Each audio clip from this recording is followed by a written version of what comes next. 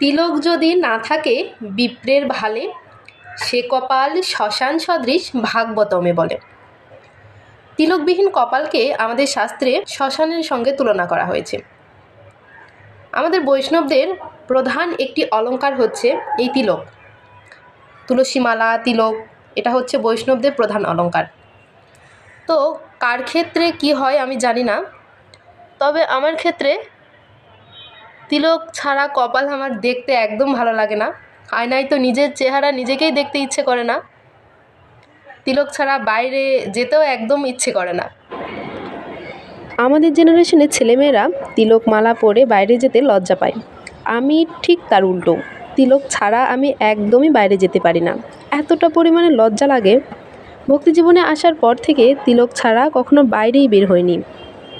তিলক শুধু কপালে দিতে হয় এইটা কিন্তু একদমই ভাববেন না, তিলক দ্বাদশ অঙ্গে দিতে হয়। তো দ্বাদশ অঙ্গ তো আমি আপনাদের আর দেখাতে পারবো না, তবে নেক্সট ভিডিওতে দ্বাদশ অঙ্গে কোন কোন অঙ্গে দিতে হয় সেটা অবশ্যই আপনাদের জানিয়ে দেব।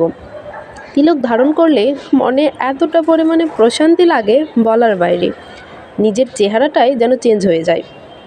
তো তিলক সর্বপ্রথমে দিতে হয় কপালে, তারপর নাভিতে, তারপর বক্ষে, আর তারপরে দিতে হয় কণ্ঠে। তো এই যে কণ্ঠে আমি দিচ্ছি, তো এইভাবেই কিন্তু দ্বাদশ অঙ্গে তিলক পরিধান করতে হয়।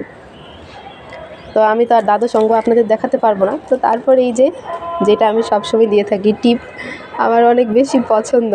তো আপনাদের বৃন্দাকে টিপ পরে কেমন লাগে অবশ্যই জানাবেন। তো এই যে আমি একদম রেডি।